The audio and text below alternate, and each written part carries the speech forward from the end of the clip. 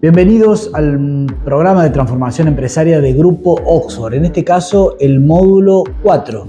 revisión de nuestro plan comercial. Si hay un módulo difícil en una compañía, es este, porque en los distintos módulos que hemos recorrido hasta ahora, el módulo 1, revisión del plan de negocios, módulo 2, revisión de nuestro plan de marketing y módulo 3, revisión de nuestro plan de comunicación, eso se puede realizar a nivel de laboratorio, digamos, con todas las variables controlables. En cambio, cuando ya vamos al terreno de la venta, allí entra el factor humano, con todo lo bueno, la potencia que tiene lo humano y también con toda su debilidad. Aquí tenemos dos protagonistas en el proceso de venta que son, por supuesto, nuestra fuerza de venta, nuestros vendedores y nuestros clientes. Y dependen del ánimo, de la percepción que tienen cada uno, de los condicionamientos en distintos momentos de su vida, del transcurso del año y demás, que pueden producirse modificaciones en ese vínculo que es completamente dinámico, interactivo.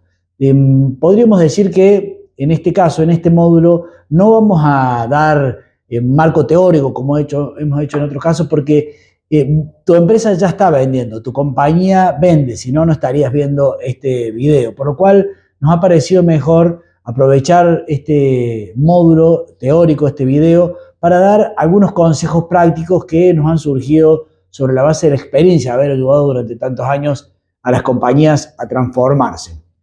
Lo primero que vamos a hablar, porque casi es el 50% del desafío de la revisión de un plan comercial, es el quién está involucrado en tu proceso comercial. Del lado de los vendedores, de la estructura comercial, hay que diferenciar muy bien lo que es un vendedor, su característica,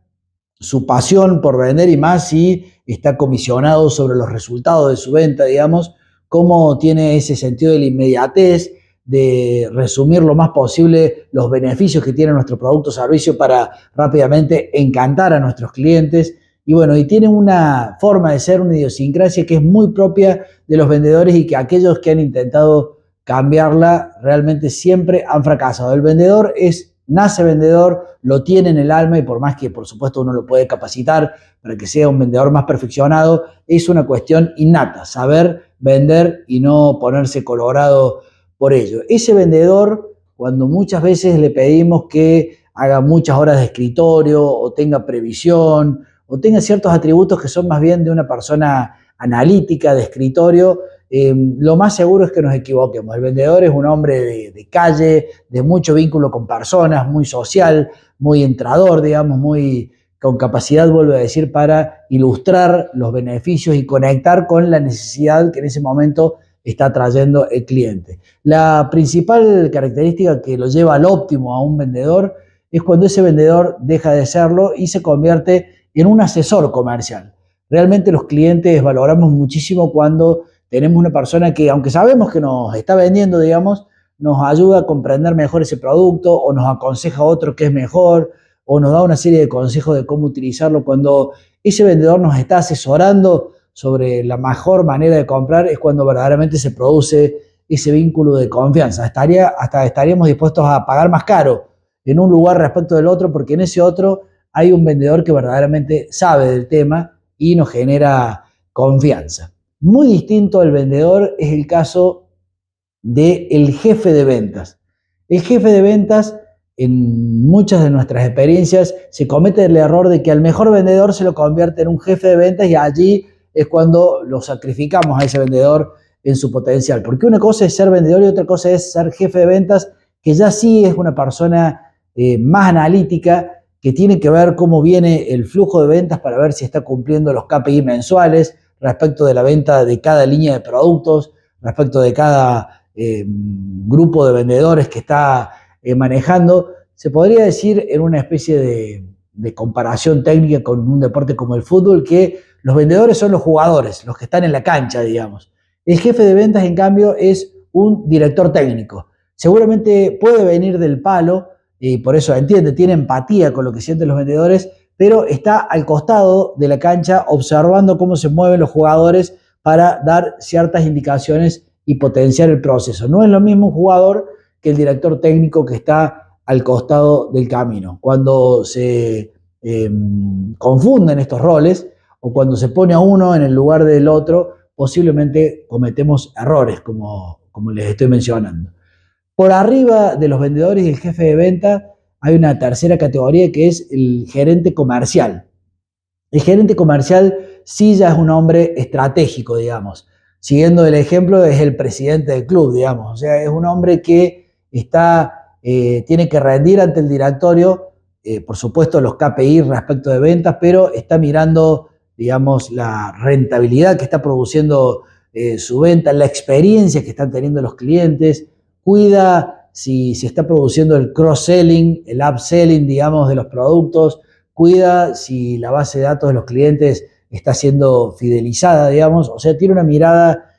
mucho más allá del corto plazo. Inclusive, en algunos casos está dispuesto a sacrificar ciertas urgencias por ciertas variables más importantes. Por ejemplo, si se han cometido ciertos errores con un mercado, con un sector, con un grupo de clientes, cómo compensar ese error, porque sabe que después esos clientes van a estar hablando mal de nuestra compañía. Es un hombre que interactúa con los demás directores, fundamentalmente con el director de marketing, con el que tiene que trabajar codo a codo, pero también con el director de producto para saber si no se va a producir algún quiebre de stock en el flujo de ventas que están produciendo, también con el gerente financiero para pelear una cuestión de precios, para decirle que con el precio que están saliendo al mercado están muy caros con respecto a la competencia y demás, y por supuesto responder al directorio, digamos.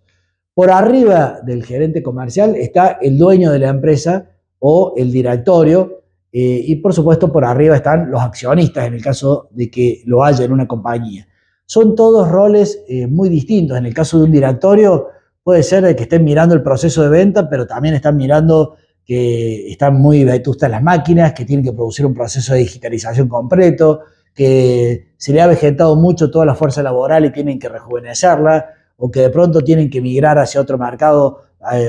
reforzando el comercio exterior. O sea, es una mirada que excede a la del gerente comercial. Y por supuesto,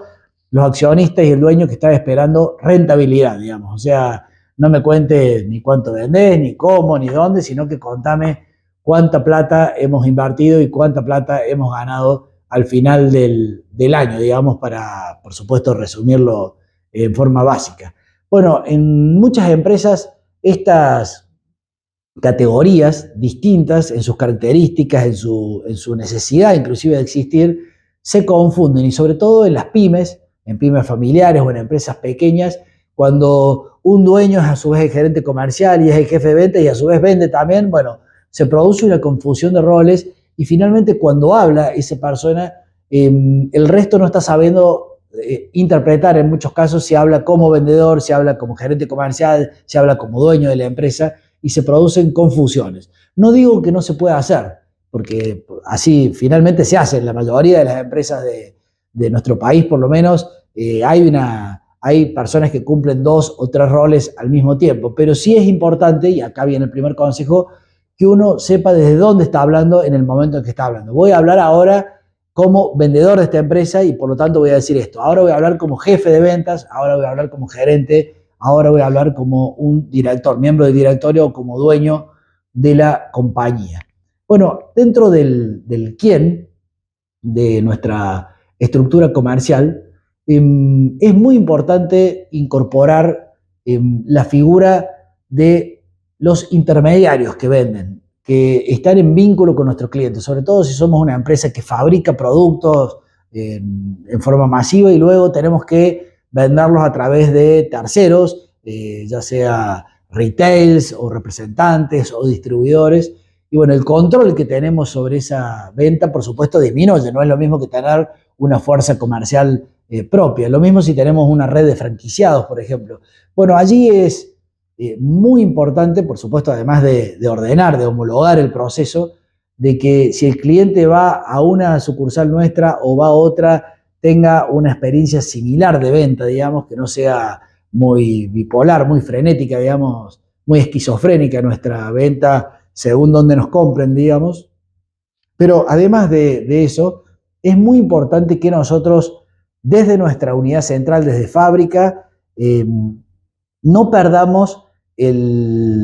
el contacto, el vínculo con el cliente final y estemos continuamente chequeando qué experiencia está teniendo ese cliente final. Porque me quiero pasar por un minuto al otro quien, que es como dijimos, nuestros clientes y su estado de ánimo, su desconfianza, sus dolores, si ya han tenido otra experiencia anterior o con nuestra misma empresa o con otra compañía. Bueno, allí muchas veces se habla de la experiencia del cliente, los momentos de verdad en los que tiene contacto con nuestra marca. Y aquí hay un elemento muy importante para destacar. Cuando marketing y el área comercial funcionan de manera completamente independiente, que pasa en muchísimos casos en las compañías, sobre todo medias y pequeñas familiares, digamos. Bueno, puede ser que el marketing esté produciendo muy buenos materiales para poner en las redes, unas publicidades fantásticas. La persona se ve activada, digamos, atraída por esa publicidad, por esa comunicación, ingresa inclusive a nuestra web, muy buenos materiales, escribe y en el primer contacto, si es que lo recibe marketing, lo recibe con un sistema automático de respuesta de mail, o sea que hasta ahí está teniendo muy buena experiencia, pero después cuando esa persona pasa a la instancia de la venta, es como que se produce un dolor muy grande en estas compañías. Es cuando ese cliente, cuando ese vendedor les dice, disculpe, ¿usted quién es? Viene por primera vez, entonces el cliente dice, no, yo ya he estado en contacto, yo ya mandé un mail y ya me recibieron telefónicamente un pedido, bueno, pero cuéntame a mí todo de nuevo. O sea, esa disociación entre marketing y comercial puede ser muy dolorosa para la experiencia de un cliente. No les digo nada de después lo que es el paso de lo comercial a la entrega y a la postventa, digamos. Son 4 momentos claves que tenemos que cuidar mucho, digamos. Cuando este cliente es promovido desde marketing a acercarse y a evacuar sus dudas, a preguntar, porque hay un canal de WhatsApp o porque se pueden mandar mails y demás, y ese cliente pregunta precio o pregunta condiciones o si puede entregar un usado o si puede entregar otra cosa o distintas características del producto y demás. Si no hay alguien que tenga la paciencia suficiente para responderle a ese cliente satisfactoriamente, aún sabiendo que tal vez no va a cerrar la venta en breve,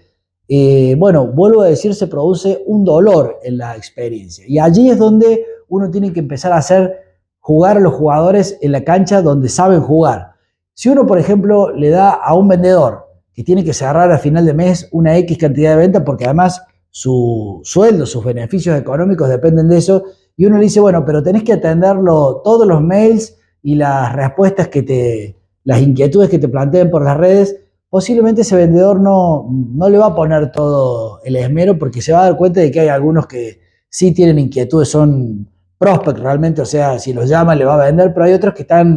le preguntan 1, 2 veces y no le tienen paciencia. Por eso es muy recomendable definir quién va a ser la persona que va a hacer en el funnel de conversión de un lead, sobre todo digital, a un cliente potencial, quién lo va a acompañar. En muchos casos, en muchas compañías, nosotros hemos armado equipos, duplas, en donde hay un vendedor, inclusive generalmente más viejo, más avesado, que le gusta el contacto personal, y alguien más joven, y hacen una dupla comercial para que este más joven lo contenga, le responda a las preguntas frecuentes, digamos, y luego haya alguien con más experiencia que lo cierre, aún compartiendo la comisión, haciendo una dupla de venta, digamos. También hay otros casos donde no es necesario, directamente marketing se encarga de llevarlo hasta que realmente el lead esté muy maduro y ahí finalmente lo tome un vendedor. Aquí hay un tema muy importante en nuestro proceso de venta, que es determinar qué característica tiene nuestro cliente. Si es un cliente frecuente, si es un cliente de cartera, con qué frecuencia nos puede comprar para saber en base a esa frecuencia si tenemos que realizar acciones para acelerar cuando demora en venir o para entusiasmarlo con alguna serie de estímulos para que nos compre la cantidad de veces al año adecuadas, digamos, o cada tanto, digamos.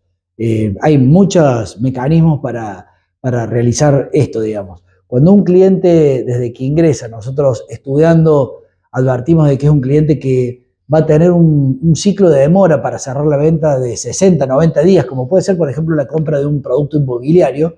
un cliente que se acerca, que hace una primera pregunta, que después se acerca al showroom, digamos, después se va. Bueno, ese proceso, vuelvo a decir, hay que acompañarlo con los quiénes adecuados para que no se pierda en el camino. Porque claro, siempre en una base de datos que ingresa de potenciales clientes hay, yo diría, hasta un 20% que son personas que ya tienen un interés concreto, que no hay que darle muchas vueltas, hay que preguntarle qué necesita y venderle, digamos, para decirlo de alguna manera. Esos son los que más rápido pueden ir directamente a vendedor. Pero si nos quedamos solamente con esos, podemos estar perdiendo ese otro 80% que hay que ayudarlo a que madure en ese proceso a lo largo del tiempo. Por eso, todas las campañas de marketing que en realidad los gerentes comerciales le dicen a los de marketing, no, mira, vos apenas haga clic, pedile nombre, apellido y pedile el celular y el mail y pásamelo a mí, nosotros nos encargamos. Seguramente ese equipo de ventas, como pasa mucho, por ejemplo, en el rubro de la venta de automotores, necesitan lead todo el tiempo porque si no se quedan sin venta, entonces se los entregan verdes, para decirlo de alguna manera, y ellos los llaman medio en frío y el cliente se ve un poco como abrumado, digamos, por esa venta tan intensa y el vendedor apenas ve que no tiene mayor interés concreto, inmediato, ¡pum!, lo declara como muerto y en realidad ese era un lead interesado, pero que no estaba con las condiciones como para hacerlo de manera tan rápida, digamos. Bueno, allí, dicho esto del lead, de comprenderlo, de esa experiencia de compra que tienen a lo largo del tiempo, cuando uno revisa su plan comercial, es muy importante revisar todos esos momentos de verdad en los que el cliente se encuentra con nosotros, sin diferenciar cuándo lo está gestionando marketing y cuándo lo está gestionando el gerente comercial. Hay mucha tecnología para esto, por ejemplo, los CRM son software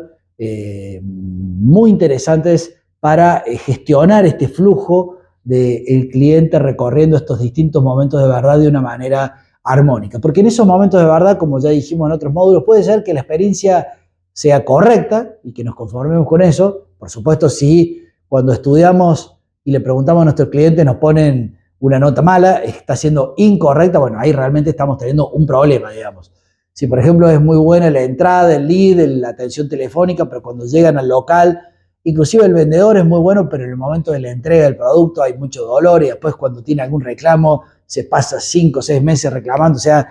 todo el journey, digamos, que ha tenido ese cliente a lo largo del proceso, en algún momento hay un dolor. Hay que corregir ese dolor y vuelvo a decir, puede ser una instancia correcta, que nos saquemos de 1 a 10, un 8, digamos, pero lo interesante es tratar de que todos esos momentos de verdad pasen a ser momentos destacados por el cliente, digamos, destacados, memorables inclusive, que sean momentos wow, como se dicen en algunos casos. A veces no hace falta muchos recursos, a veces siempre se ha mencionado ese caramelo que te daba tarjeta naranja cuando estabas esperando en la fila, digamos, ya era ese caramelo naranja que te daban una serie de promotoras, ya marcaba un diferencial con respecto a otros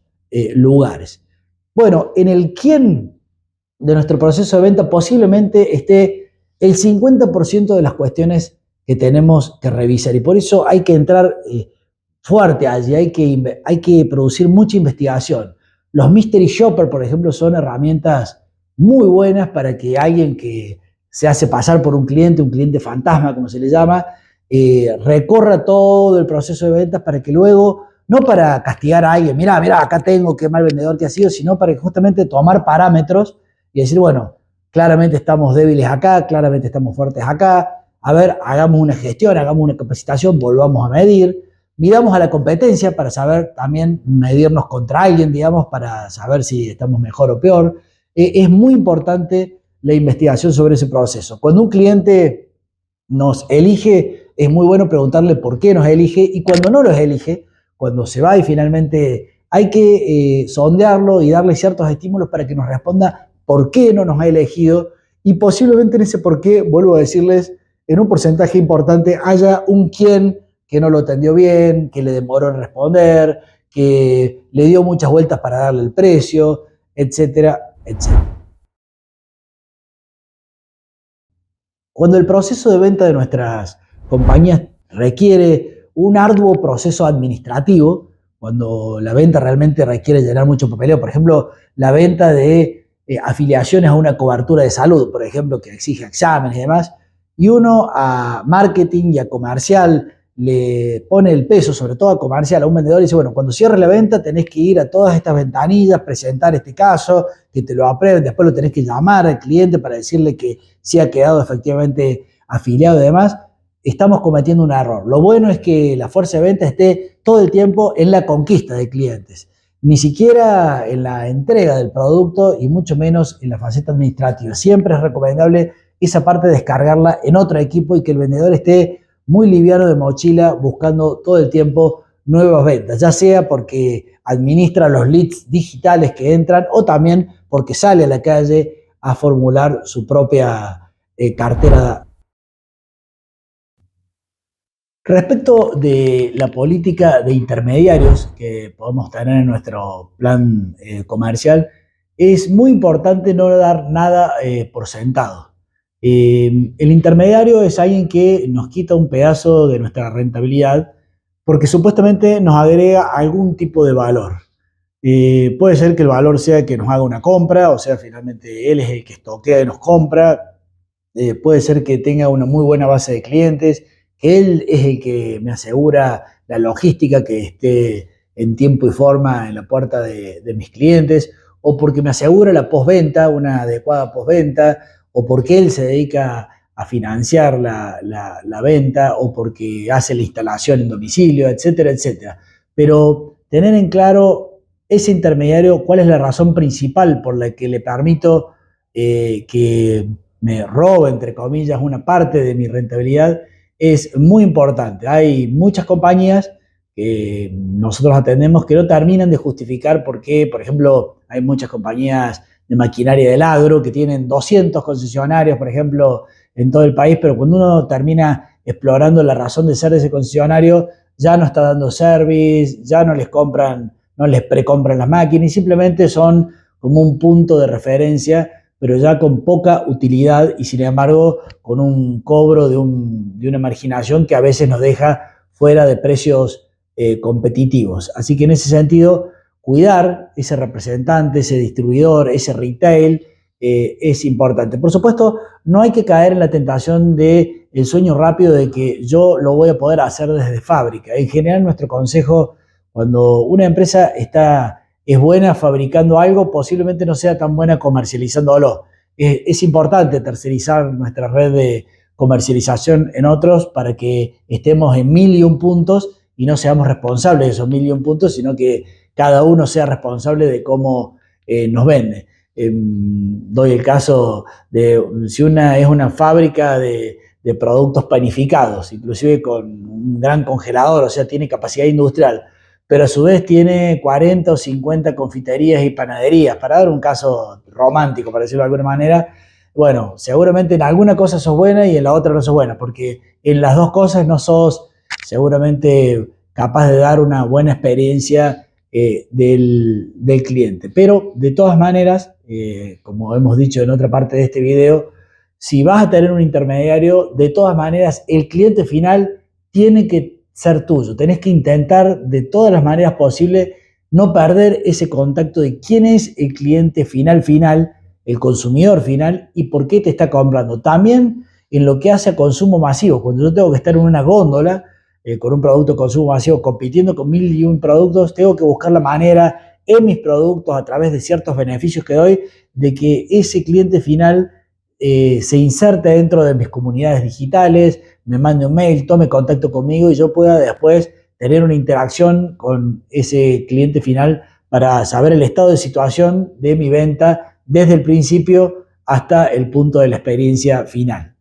Una cuestión muy particular respecto de la estabilidad de tu equipo de ventas.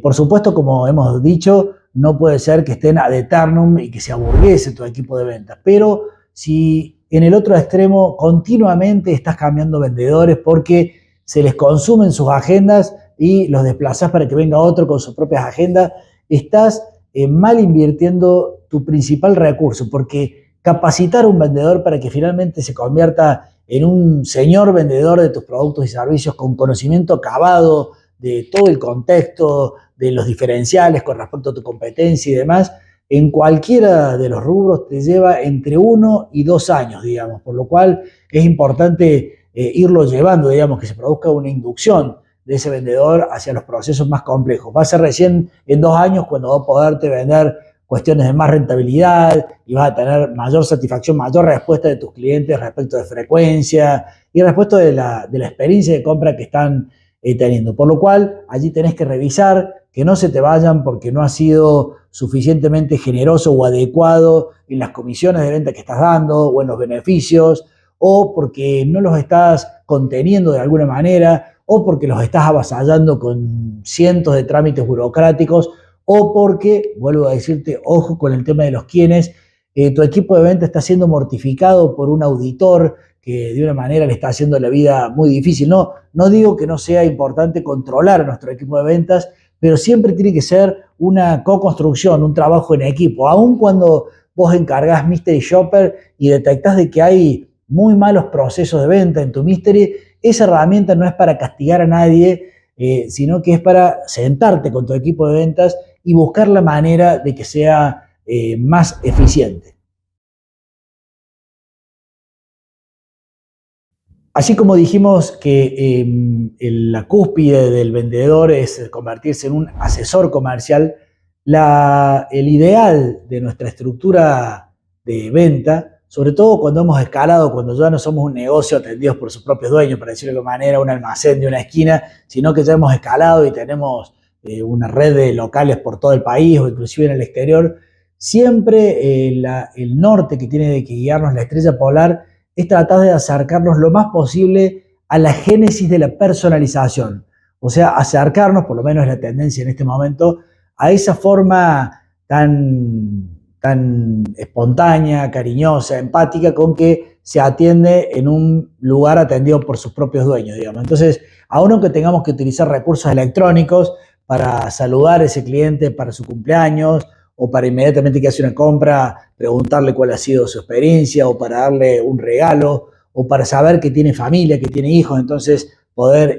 intervenir y darle consejos prácticos según el contexto en el que se mueven nuestros clientes. Eso es muy importante. Si un cliente que recibe, un vendedor que recibe un cliente que ya nos ha comprado y es capaz de observar en el CRM el historial de compras de ese cliente y saludarlo por su nombre, decirle cómo le fue con tal producto que ya compró y viene por otro. Por eso a veces es bueno en los locales, en el ingreso, que haya otra persona que le pregunte, discúlpeme su nombre, y que cuando le asigne el vendedor, ese vendedor ya esté en autos de con quién va a hablar y pueda tener un trato lo más personalizado posible. Lo que más se extraña por todos los estudios que hemos hecho en Oxford, lo que más se extraña a la gente en aquellas empresas que logran ya escalas regionales o multinacionales, es cómo se pierde esa relación personal entre vendedor, compañía y cliente final.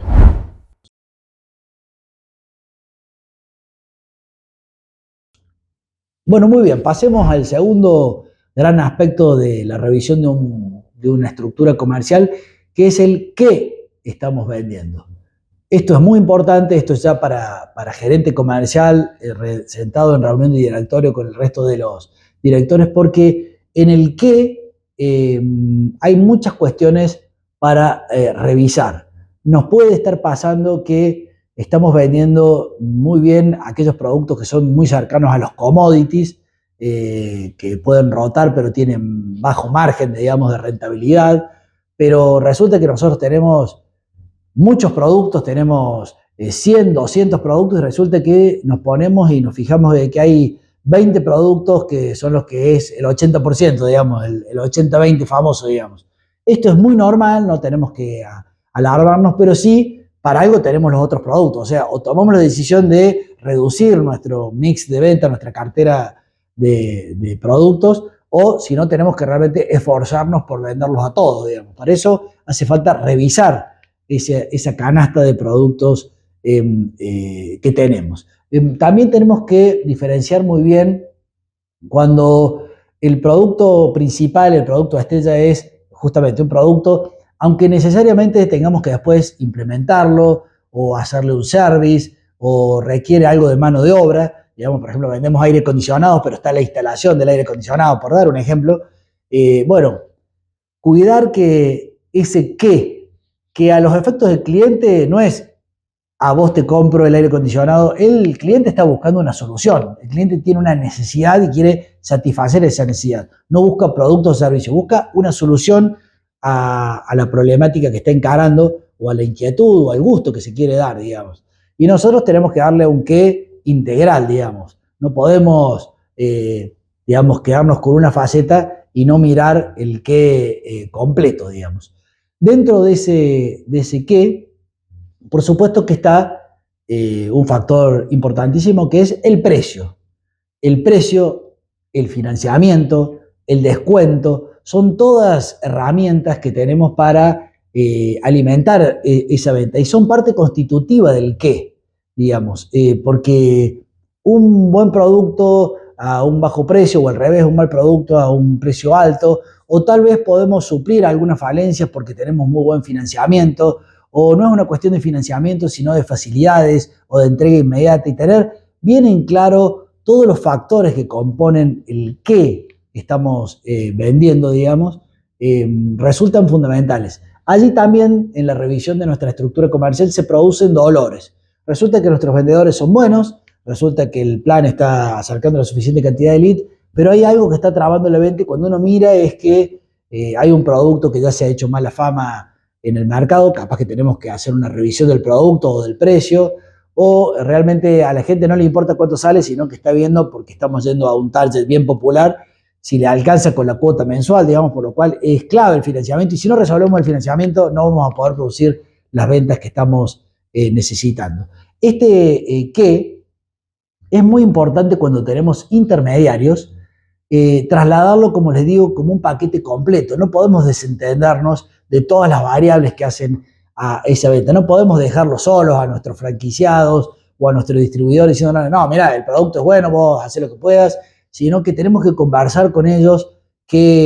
cómo lo arropamos a ese producto o servicio para que realmente tenga la venta adecuada, digamos.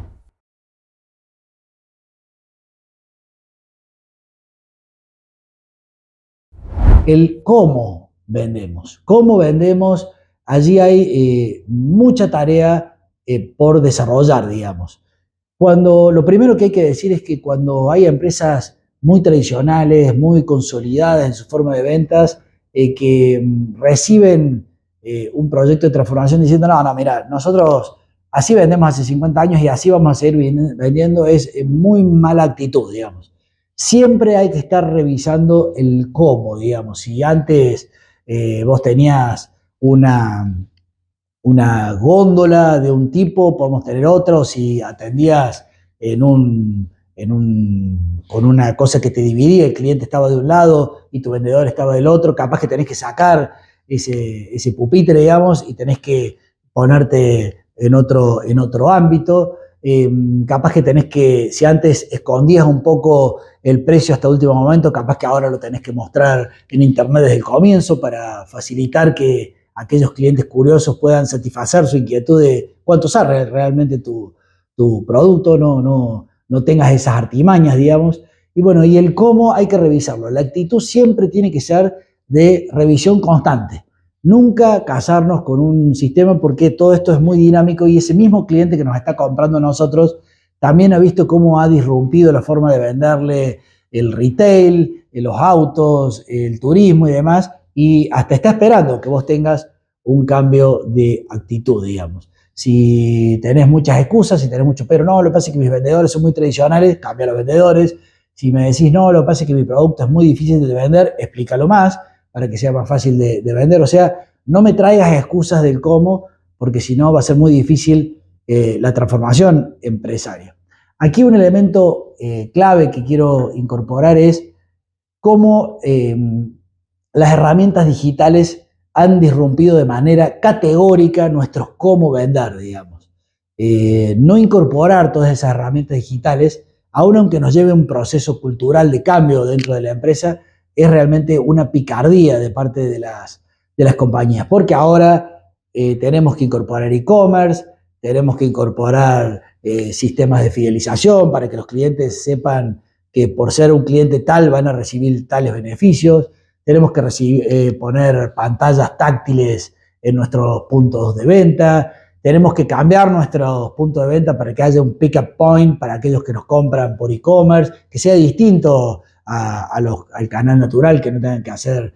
cola. Para eso seguramente tenemos que reformular nuestros locales de venta para que se pueda estacionar, o si lo enviamos a domicilio, qué actitud va a tener ese vendedor, si va a estar luqueado, si va a ser parte de nuestra compañía o lo vamos a reconocer como un tercero y demás. Hay realmente muchas cuestiones, la incorporación del WhatsApp, la incorporación de videollamadas, en tecnología, por supuesto, la inteligencia artificial, los bots que hacen respuestas automáticas a las preguntas frecuentes, la posibilidad de que haya un vendedor muy básico, inclusive interactuando de manera digital, pero cuando hay una pregunta técnica, incorpore a un técnico a la videollamada para que satisfaga todas las dudas, generar periódicamente eventos de formación, de capacitación, de cómo se utilizan mejor nuestros productos o servicios, etcétera, etcétera. La digitalización es parte de otro módulo, así que ahora no me voy a extender aquí, pero claramente créanme que les digo que si hay un sector que ha sido disrumpido por la variable digital, por supuesto podríamos hablar del marketing, pero fundamentalmente la estructura comercial. Si estás queriendo encarar la venta digital, te felicito. Si lo estás haciendo, también te felicito. Si lo estás haciendo, ya sabes de que es muy dolorosa, es muy difícil encontrar la vuelta a la venta digital para que realmente logremos la escala adecuada. Es mucho trabajo, mucho equipo, mucha inversión, digamos, y además un seguimiento día a día de cómo estamos vendiendo a través del e-commerce. Por supuesto, no puede ser una aventurita con un equipo recién llegado, sino que tenemos que poner a nuestros mejores hombres a dirigir y ver cómo funciona mejor el e-commerce. En general, nuestra experiencia es que los e-commerce incorporados a las compañías vienen a fagocitarse los clientes que ya te conocen y que te están comprando en otras instancias, o en tus locales propios o de terceros. Digamos, es un cliente que ya confía en vos, que ya se probó las zapatillas, para dar un ejemplo, y entonces sí te las puede pedir por internet, o que ya probó, te compró un electrodoméstico y por lo tanto después confía en comprar otro, y así sucesivamente. Por lo tanto, no tenés que preocuparte de que se produzca eso, porque a los efectos del cliente le estás agregando una satisfacción. Es un cliente que le resulta mucho más, le estás haciendo la vida más fácil, digamos, porque ya te ha comprado en instancias físicas, posiblemente vuelva alguna que otra vez al local, pero su día a día te lo está comprando a través de instancias digitales. Eso te permite tener un carrito preconfigurado, cada X frecuencia enviarle un mail diciendo, che, no me has comprado este mes, ¿qué pasa? Te doy este beneficio y demás. O sea que la herramienta digital del e-commerce incorporado sobre tu clientela actual es una herramienta fantástica, no hay que tenerle miedo. Si además sos capaz de venderle a través de una plataforma digital a una persona por la cual antes tenías que poner un local, vendedores, una serie de cosas, bueno, por supuesto que va a ser una venta que al final del día va a ser mucho más rentable, digamos. Bueno, este e-commerce, cuando una compañía lo quiere utilizar para ir a mercado nuevo, digamos, o sea, dice, no, yo no quiero fagocitar mi clientela actual, lo voy a utilizar para ir al norte del país, al sur del país, o para hacer comercio exterior. Es perfectamente válida esa opción, pero sí tenés que saber que va a requerir mucha inversión. En ese caso, las inversiones son importantes. En algunos casos, posicionar un e-commerce en mercados nuevos llega a llevarte el 50% de tu presupuesto de marketing anual. Y posiblemente no te arroje el 50% de los resultados, porque como vas a estar recorriendo un camino de cero, de posicionamiento en esos mercados, posiblemente en el mejor de los casos te venda como uno de tus locales de venta, en el mejor de los casos. O sea, si tenés 10 locales, como uno de ellos, digamos, y le vas a estar poniendo el 50% de tu presupuesto de marketing. Así que es toda una decisión empresaria dónde vendes. Por supuesto que si tenés la picardía de decir, no, yo en mi como prefiero montarme sobre Mercado Libre o sobre otros marketplaces, bueno, eso yo sí te adelanto que está muy bien, es una muy buena opción, se vende muy bien en estos marketplaces, pero sí sabe que mucho más temprano que tarde vas a tener que desarrollar tu propio e-commerce, porque si no allí te estás montando, estás haciendo que otro sea cada vez más fuerte, que además te saca el 16, el 20% de tu venta, o sea, te come parte de la rentabilidad y vos no tenés la base de datos, no estás pudiendo crear prestigio ni recorrido, o sea que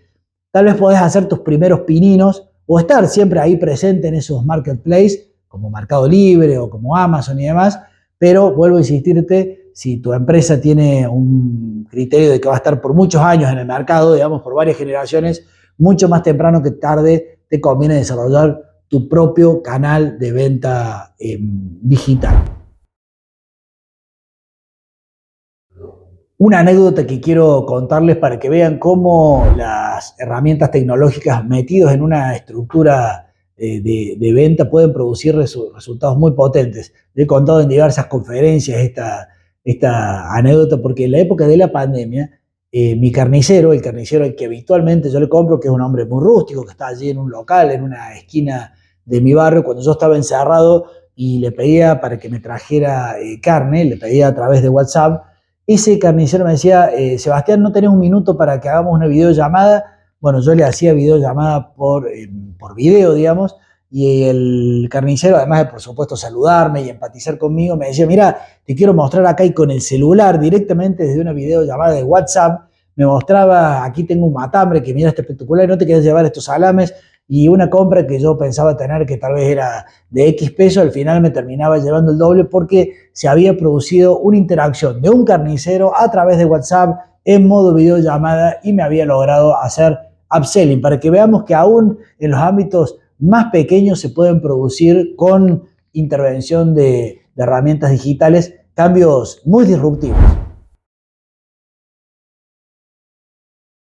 Cuando se da el caso de que nuestra compañía tiene que salir a buscar a los clientes, recorre las rutas o tenemos viajantes o un esquema en donde hay que ir a buscarlos, como los productos médicos o bueno, los productos donde tenemos que ir a interceptar al cliente en su lugar de origen, bueno, allí es muy importante la sistematización. No podemos seguir quedando a merced de la discrecionalidad de nuestros vendedores y de cómo se movilizan. No porque no confiemos en ellos, sino porque no los estamos optimizando. Allí también las herramientas digitales, la combinación de marketing, herramientas digitales puede ser muy poderosa. Nosotros hemos tenido casos en donde detectando cómo es el flujo de viajes de nuestros de equipos de vendedores, de nuestros clientes, nosotros decimos, bueno, mira, una semana antes yo voy a estar buscando clientes antes de que vos arribes a esa ciudad, voy a estar haciendo una campaña específica y voy a detectar los clientes y hasta de una manera automática te los voy a ordenar por horario para que vos no pierdas el tiempo y vayas a las 10 de la mañana a uno, a las 12 a otro, a la 1 de la tarde. O sea, te voy a optimizar los tiempos y después si vos me haces una devolución, yo puedo seguir atacándolos con otro material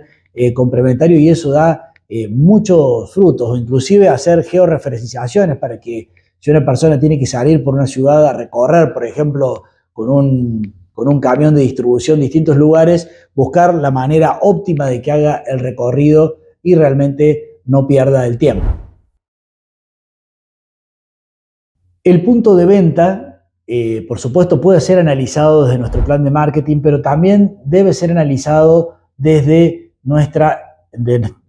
revisión del plan comercial, porque es parte constitutiva del cómo. Si estamos haciendo mucho esfuerzo de buenos productos, de vanguardia, y además estamos teniendo muy buen marketing, inclusive hemos renovado nuestra estructura comercial, pero nos estamos tratando de ahorrar la revisión de nuestros locales comerciales, todavía son antiguos, o no nos animamos, estábamos en los lugares donde tradicionalmente antes estaba el comercio en las grandes ciudades, que era en el centro, pero no nos animamos a dar el salto para ir a los nuevos lugares donde se está trasladando nuestra clientela, que es en las afueras, en los lugares periurbanos, digamos, donde están las personas de mayor poder adquisitivo, o como les digo, si no hemos sido capaces de incorporar secciones personalizadas para atender a tipos especiales de clientes, o si no hemos podido revisar para incorporar tecnología, televisores, guías, señalética luminosa, o en nuestros lugares donde la gente se prueba los productos, también tecnología para que pueda probar a través de pantallas táctiles. O sea, nuestro punto de venta es claramente un lugar donde se juega la partida. Inclusive cuando nuestro punto de venta es finalmente la góndola, también revisar cómo estamos en esa góndola y qué valor agregado, qué diferencial podemos dar desde esa góndola para llamar a alguna instancia de intercambio digital y demás, es clave también en el cómo estamos vendiendo.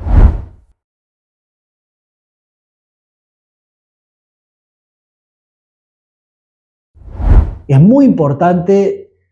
que estudies a fondo tu base de datos. Si por algún motivo me decís, no tengo base de datos suficiente, o tengo base de datos de mis intermediarios, pero no tengo base de datos de mis clientes finales, bueno, mala noticia, tenés que construir esa base de datos, y teniendo esa base de datos es muy importante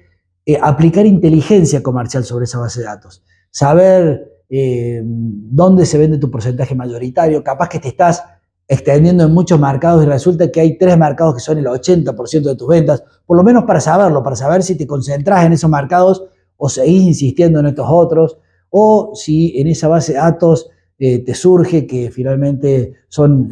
algunos productos y no otros, tomar decisiones, o si resulta que hay clientes que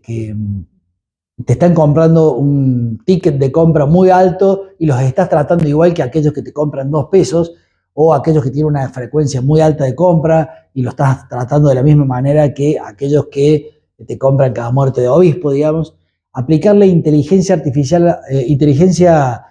comercial, perdón, puede ser a través de inteligencia artificial, a tu base de datos y el comportamiento de compra de tu base de datos es muy importante. No solamente para mirarlo, para analizarlo, sino para tomar decisiones, para decir, bueno, voy a montarme en un esquema de fidelización, voy a estos clientes VIP, los voy a invitar a un evento, a estos clientes que están fríos, que hace mucho no me compran, voy a desarrollar tales acciones, le das a ese vendedor.